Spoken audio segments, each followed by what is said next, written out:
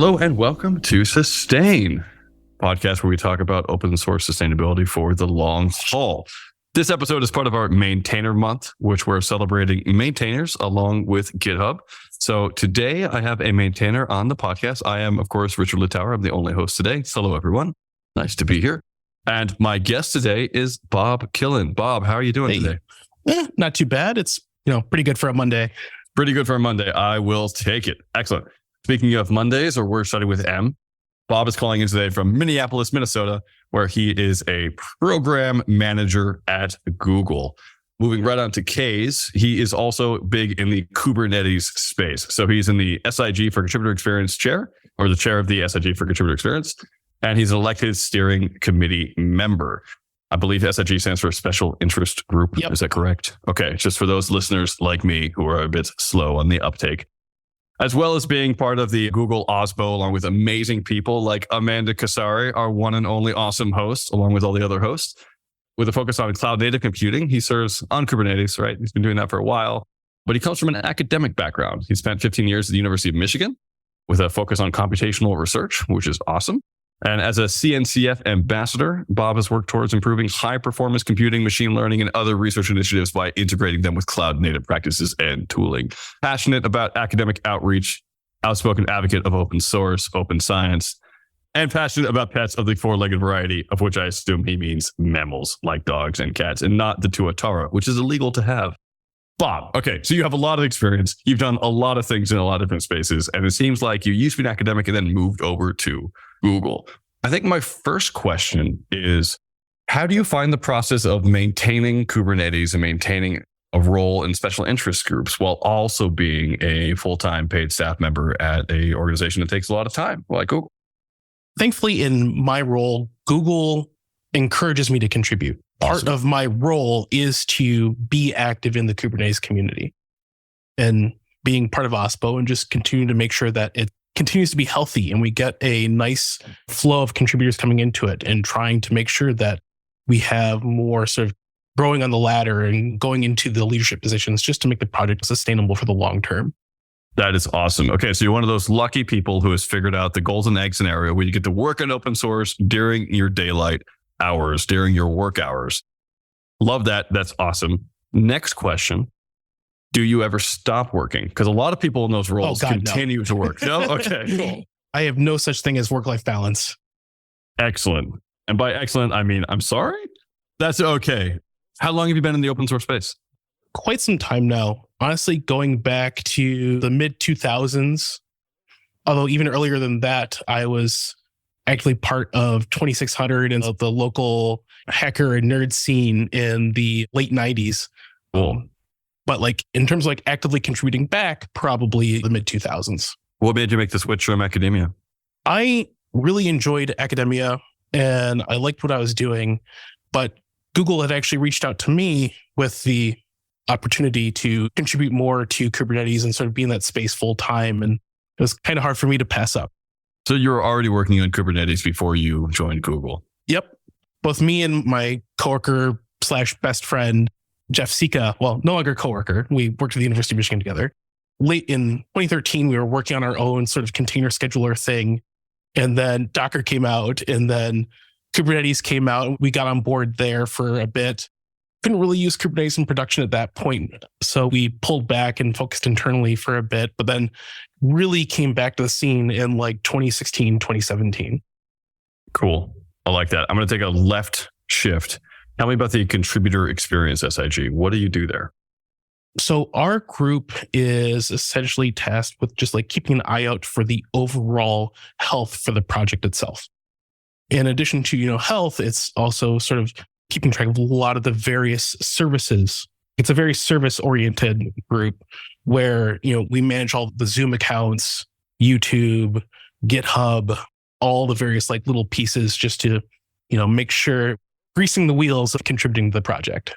So that's contributing. Contributing isn't necessarily maintainers. Is there a subgroup of maintainer experience? Not really, but the group does really focus on that as well. We will look at metrics to try and gauge the health of the project and where certain other SIGs potentially need help. we will work with the other SIGs to do their own mentoring program. Usually like when they will reach out to us that like, hey, we don't have a lot of maintainers in this area and we want to change that. And so we will sort of work with them to basically build a program to try and grow people into those roles. I'm really interested in that. How do you find people who are interested in growing into those roles? That can be difficult. We do a wider call out for people that might be interested. And the way we do most of the mentoring in Kubernetes is sort of a group mentoring cohorts. This is honestly because we care about the maintainer's time, and doing a one-on-one type maintainer mentoring relationship. If that mentee flakes or has a life thing where they have to step away suddenly, well, the maintainer spent a lot of time trying to teach this person to come into it and they're gone. So we will pull in usually groups of 6 to 8 people, sort of do things over a release cycle of Kubernetes. So about 4 months to sort of go up a rung in the ladder. This might be longer for some, might be shorter for others, but the whole intention of being, you go in with 6 to 8, and if you get 1 to 2, that's a win. I'm literally taking notes. I haven't heard of that process before, and I really like it. The big thing is it de-risks the maintainer's time because they're already overworked and overstressed. The other thing that we found has been really beneficial is the mentees will talk to each other. So if they have questions, or we'll create like a private Slack channel for them, and just a place where, where they don't have to be afraid of asking what they might think is a stupid question, but there isn't really a stupid question. I guarantee you someone else had the same thought. And they'll be able to ask each other like, hey, has anyone seen this? Are you having a problem with this? Or like, hey, can you review my PR? And you have just this little group of people that can sort of like actively help each other through that. Do you have a private Slack channel as well for all the people who are running the SIGs that do the same thing? No, in Kubernetes, we avoid private Slack channels as much as possible. We have an exception process for requesting them. Usually it's only groups that have to deal with security related things, code of conduct related things, just because we want to make sure as much happens in the open as possible. But, we are aware that especially if you're newer and trying to grow in an area, you might be hesitant about tossing out a question just into a Slack channel with 2,000 people in it. It's just the nature of the beast. Well, this question I want to ask, I can't figure out how to ask it.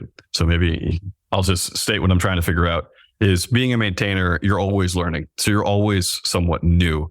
How do you deal in your own life with feeling like I have a question that I want to ask and I feel stupid asking it? Where do you ask those questions? At this point, I've grown past the point of being afraid of asking them in public. So I'll pop into the channel and ask them, and I might tag a few individuals that I know in the community already that might be able to answer it. And part of the benefit of at least trying to do that in an open place as much as possible is other people also see it. So it becomes then available in the Slack logs and things like that for people to search and potentially find themselves. Sometimes being able to do that and having the trust and expertise to know that's okay is a really big struggle. So that's why I asked. If that's something that you've largely solved through experience and time, what is hard for you about maintaining these days? Finding time.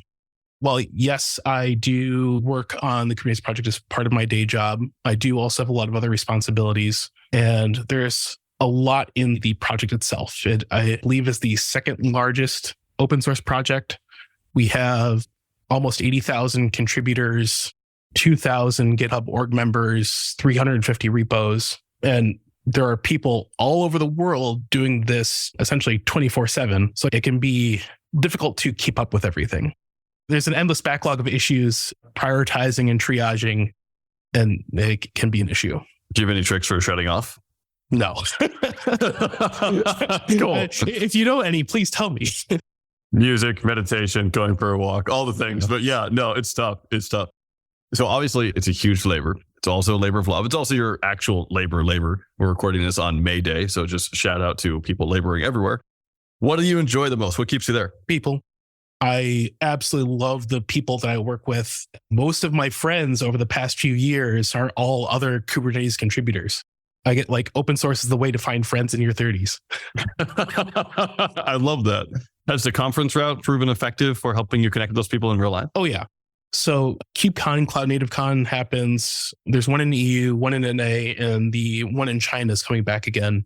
But we had just over 10,000 people at the one in EU last month. And then alongside each KubeCon, we also do a contributor summit. Usually it's a one-day thing where we'll run workshops, we'll have unconference sessions, and honestly, a lot of hallway track time to just like connect and chat with people and catch up. I actually think if you asked most of the contributors, the reason why they attend KubeCons and go to the summit is just to meet and talk with people in person again. I think I would agree with that. That's certainly my experience of a lot of conferences. Professionally, academically, a lot of the thing that you do in academia is publish for the sake of publishing. And that's where you get your cred and that's where you feel successful. With open source, sometimes it's PRs. It's things that you feel like you've shepherded along and seen. In your case, maybe special interest groups growing. What I'm curious about is because you have this academic background, do you still feel the need to research? Do you have like long-term things that you're trying to plan through as well? Sort of. Most of the researchy type things is mostly just because I'm that type of person. And like, I will sit there and look at spreadsheets for fun. I'm just kind of like one of those people that loves like diving in and exploring that sort of stuff. And then in terms of putting things into action long-term, I will say like things in open source tend to be slow. And some of the things can literally take years to see come to fruition. I'm still waiting for Wi-Fi to improve as a protocol. So I hear that. What are you looking forward to most going forward? I am looking forward to step down from some of my leadership roles. I have worn the mantle for a while and I'm happy to pass it on to someone else. Going back to the whole mentoring cohort type stuff. So SIG Contributor Experience has been doing a leadership mentor cohort where we have essentially been training up and teaching some people to replace us. So that way some of us as leads can step down. And I want more people to be okay with the idea of stepping down. As one of those people who has the golden egg type scenario where you're working for open source, do you think that stepping out of the leadership role will affect your job prospects or your worth for Google or any company? Sorry. I don't think so. Cool. A lot of the stuff, like outside of Kubernetes, I'm still heavily involved in the ecosystem as a whole. I've been on and off more engaged, like at the CNCF level. I'm hoping that CNCF has sort of their own equivalent contributor experience called contributor strategy, where their goal is to help like build documents and blueprints and help like all the projects in the foundation. And I'm hoping once I step back from some of my leadership roles, there's a few initiatives in the Kubernetes that I really want to spend more time tackling. And then I want to work more over there to sort of benefit the greater ecosystem as a whole. As part of the process of stepping down, or maybe more appropriately, handing over, what's the single most important advice that you're giving to the people who you would want to replace you? Honestly, the title. And because the title, if you just tell like your work or whatever that you're an open source maintainer, they don't know what that means. They don't know how much time investment it might be. But if you pass a title over, if you are the chair, if you are the lead for a thing, it helps them with their career because they can put that on their resume. And it also serves as a signal that like, hey, this person is in a leadership position and they probably need to block off more of their time to be that leader in the community. Really like that. Do you find that structure is necessary for helping out people to approach the responsibility of being part of a maintainer project? I do think in general, I don't know if you've had Paris Pittman on here before, but like one of the things that she was always a champion of was, she was the Contribix chair before me, is like the idea of roles and having these sort of named positions. And as I've spent more time in the project and also working for an employer that's heavily invested in open source, that title winds up being a much bigger thing because it's easier to explain that like, hey, I'm a lead of this, instead of like, oh, oversee these subdirectories in this random open source project or something like that. Having the title actually really helps just people make that mental connection, if that makes sense. For small, mid-sized open source projects that aren't part of a massive Kubernetes-like project, would you suggest that they set up structure with titles to make it clearer that, oh, I'm the maintainer, or I'm the lead, or I'm the person in this chair, et cetera? Might be difficult for very small projects, but like I'd say once you hit like the medium size, project, like medium to large size, that's where that can really help, where you can't just say like, I'm the maintainer of foo when it is some very large or growing project. Having that named role in those medium and large things helps. You're just really clear. I really like your perspective a lot. And I really liked where you're coming from. And the idea of sort of giving back and recognizing that your role has like been there, but now it's time for someone else to take that is really sweet. I honestly wish more people would be okay with letting go and stepping down.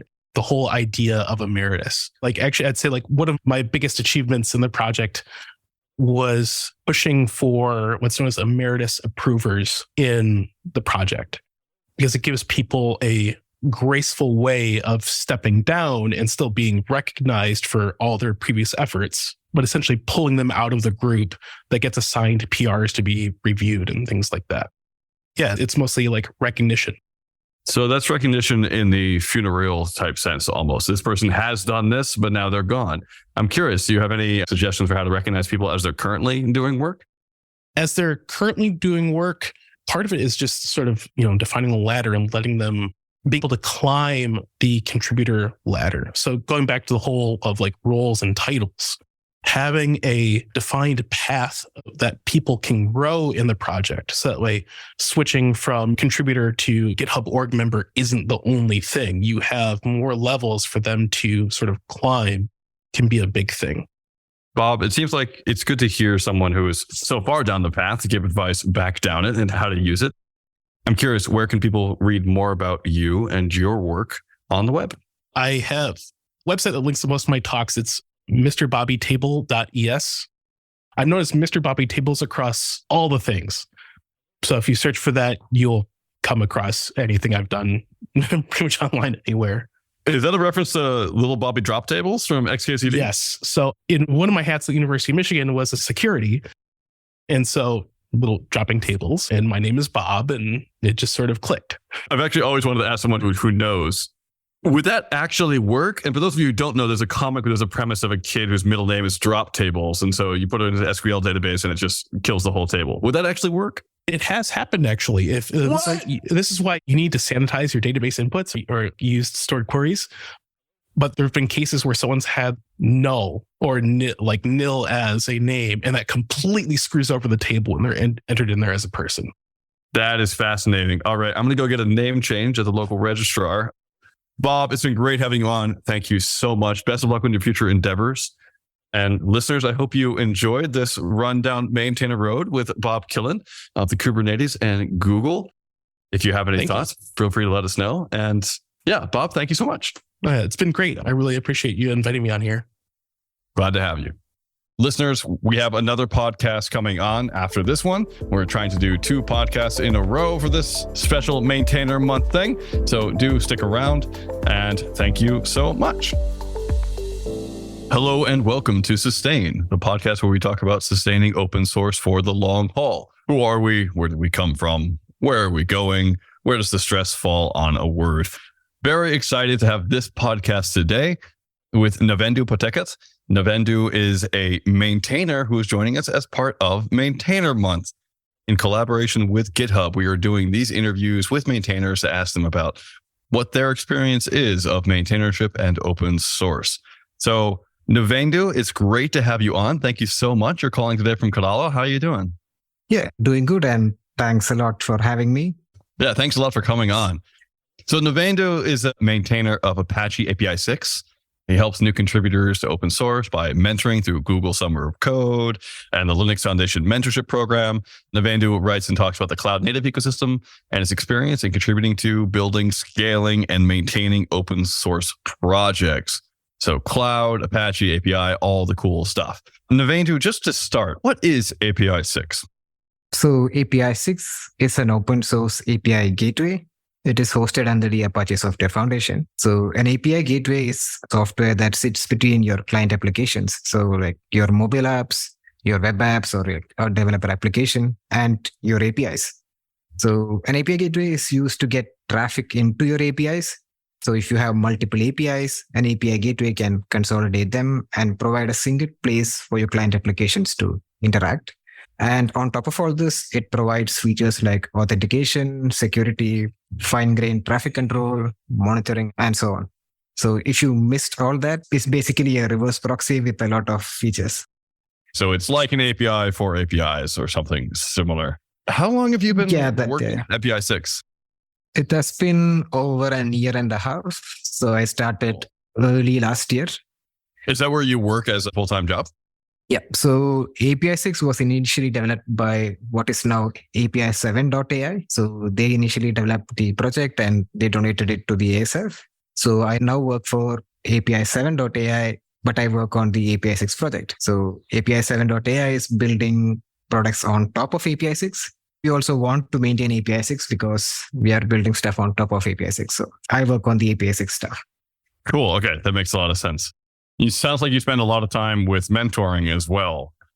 I'm curious, before we get into what that mentorship is like, how did you end up in this role? How did you yourself get mentored to where you are? I started doing open source stuff just for fun because during the pandemic, I had a lot more free time. So I was building all of these side projects, all of these weekend projects, and just pushing them to GitHub.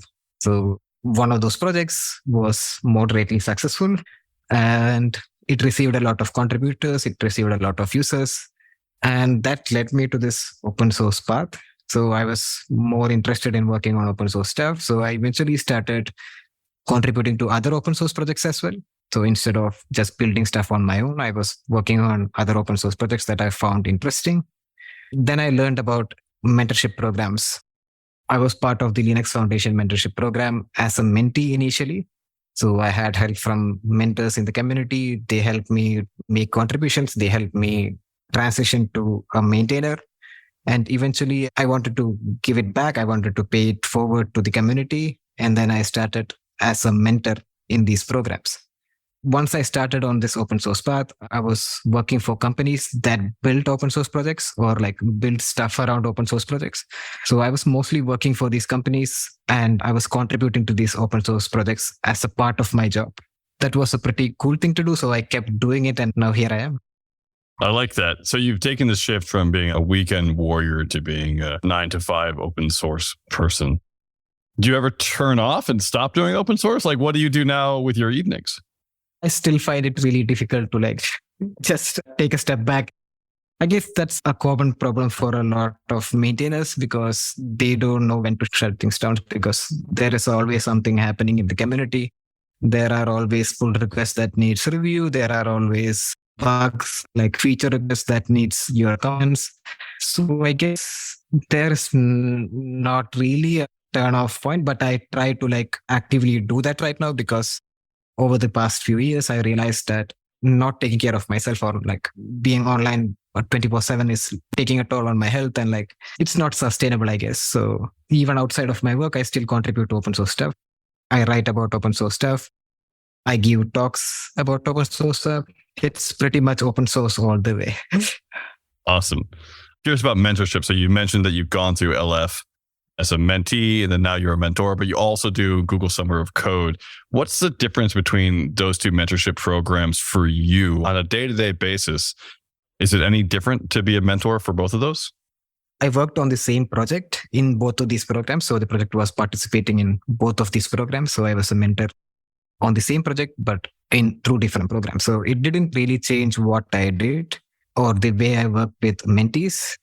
But I guess in the administrative side or in the whole process, there are some differences. But in general, both of these programs, what they want you to do is to help mentees, make them good open source contributors and make sure that they contribute to the project even after they graduate from the program. So I think both of these programs do that really well. So I'm curious about API 6 because it seems like it's a really large project, mainly for corporations or websites that are large enough to have multiple APIs. Are you mentoring for API 6? And if so, are you finding that your mentees are coming from industry or are they freelancers, people who are just interested in it in general because they wanted to get into open source? I haven't been a mentor for the API 6 project. So the projects I have been a mentor for was my previous projects, but it was in related fields, I guess. But within API 6, most of the mentees, students or developers in like the early stages of their career. So they are looking to get some experience working with open source projects, and they are interested in building stuff in the cloud. So stuff we do with API 6. So yeah, most of them are either students or new developers. One of the questions I have for you is, because you work with students, you work with people wanting to get into the field, they're often unpaid for their work. And so they're working really long hours and hope it pays off. But then, as you mentioned, it's hard to turn off sometimes.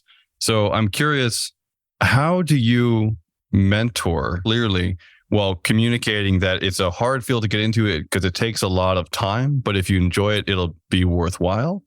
I guess these programs, they support students through stipends. So it makes a lot of sense for them to take part in this program, like contribute to open source and get paid for it. So they don't have to rely on other day jobs or other internships while they're contributing to open source. They can contribute to open source and then get a stable stipend and like justify spending time working on open source projects. So I guess these programs really facilitate that, and it makes a lot of sense for students or new developers to take part in these programs rather than like using all their spare time or like all their free time to contribute to open source and like not getting anything back. But I'm sure like people will get stuff back. They will learn a lot more and they will like get a lot of experience working with distributed teams and like on big projects. But there is always the matter of money, and you need money to make your contribution sustainable. So these programs really help that.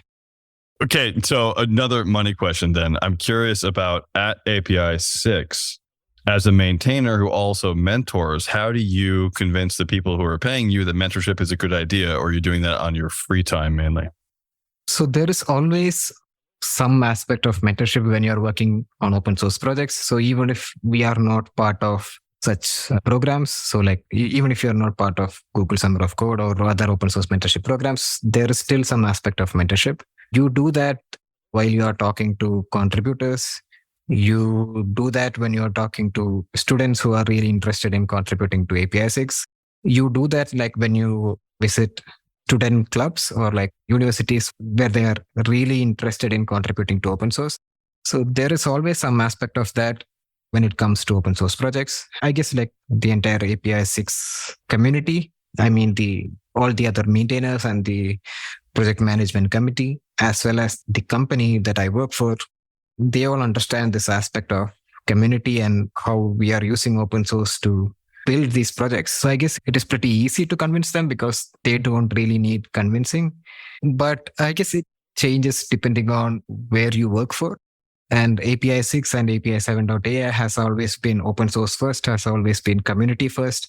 But this might not be the case for some other companies. So it is pretty easy for me, I guess.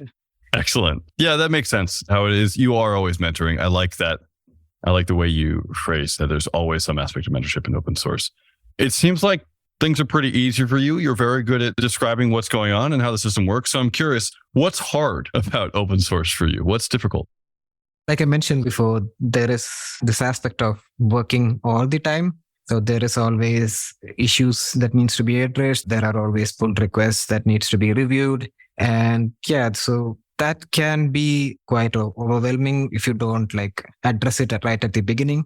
So when I first started building open source projects, I was just excited about people using and contributing to my project. So I ended up working around the clock, talking to users, helping other contributors, answering questions. So it all led to me burning myself out. So I guess it happens to a lot of other maintainers as well.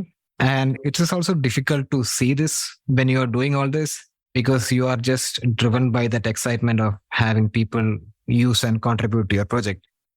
So that is definitely a hard thing. Another thing is to convince other maintainers that we should focus more on the community. But within API 6, I guess it's pretty much okay because we have a larger pool of maintainers. So API 6 is a pretty big project and we have a lot more people working on the project than like a typical open source project. So convincing other maintainers to care about community was also difficult for me in the past. But if you have people who are focused on community a bit more, then it is okay for others who are not interested or like not really focused on this aspect to focus more on the code. So yeah, if you have people focusing on both the stuffs, both community and code, it is pretty good. I like that distinction between people who are community focused and some people who just aren't. That's not a distinction that we hear about a lot. Do you have any tips or advice for setting up a project to enable people who are community focused to get involved? So from my experience, it has always been people stepping up to take over the community aspect. So I really enjoy working with the community. I really enjoy mentoring. I really enjoy taking part in all these programs. I also enjoy talking about the project. I also enjoy writing about the project, helping contributors, helping users. So at some point, some of the maintainers, they have to step up to take care of the community. And they have to intrinsically realize that it's also about the community and not just about pushing code. And I guess this is also inevitable because at some point, the project will scale and the project will have more users and more contributors. So this would mean more open issues, more open pull requests, and you need someone to take care of all that. And this person can gradually evolve to be focused more on the community. But having more people look after the community is always good. So communicating that with other maintainers and communicating that with your management can really help foster this community. And another aspect of community is that you don't need to be a full-time employee or like a full-time maintainer to be part of the community and be someone who helps the community. So you can always have people within your community. So these could be your users, these could be random contributors. You can also encourage your users or your community members to step up and take over some community roles. So what I have found within the API 6 project is that a lot of our users are helping each other. A lot of our contributors are helping each other by reviewing each other's pull requests, suggesting new features, and all sort of stuff. So we just have to enable that. We just have to provide a platform for the community to work itself out. And I guess doing that will really help. Thank you so much. That's excellent. Navendu, it's been great to have you on. I'm curious, where can people learn more about you and your projects online? Do you have social media or a website? Yeah, so you can learn more about me at navendu.me and about API 6 at api6.apache.org. And we also have a lot of projects for contributors as well. So we welcome all kinds of contributions, not just code. So if you like writing documentation, if you like going on podcasts to talk about API 6, or like if you like recording videos, you can do all that within the API 6 community. So just go to api6.apache.org and I will leave some links in the show notes for you to like follow up on this. Excellent. Thank you so much, Navendu. Listeners, you can find those show notes at podcast.sustainoss.org, where all the episodes are.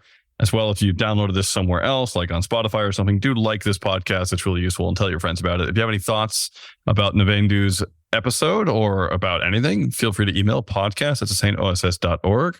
You can also interface with us on Discourse, on our Discourse on the website, or on Mastodon and the Horrible Blue site. But Navendu, thank you so much. This has been really excellent. Best of luck. I'm really glad that you talked about maintainership as well as mentorship. I think they often go together. And I hope you have a great rest of your day. Thank you. Thanks for having me.